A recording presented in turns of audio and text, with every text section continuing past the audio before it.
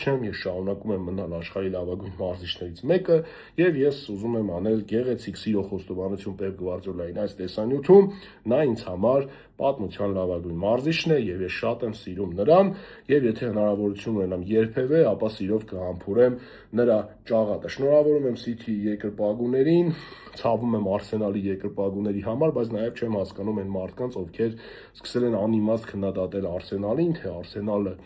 չունի չեմպիոնական բնավորություն, նրանք նորից ամեն ինչ տանուլ են տալու, ընկերներ Arsenal-ը պայքարում էր բոլոր տիտղոսների համար, այո, այս մեկը տանուլ տվեց եզրափակչում, բայց նա դեռ Անգլիայի գավաթում է, նա Չեմպիոնների լիգայում քառորդ եզրափակչում է, որտեղ ունի մրցակիցում կարող է անցնել միանշանակ, նա ԱՊԼ-ում ունի 9 միավորի տարբերություն, այո, City-ն 1 խաղ պակաս ունի, բայց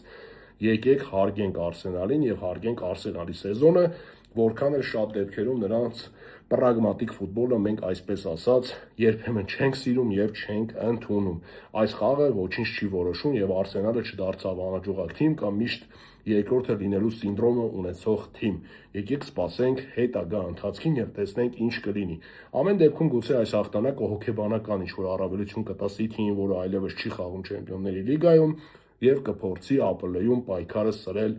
Arsenal-ի հետ ու մեզ համար կլինի շատ թեժ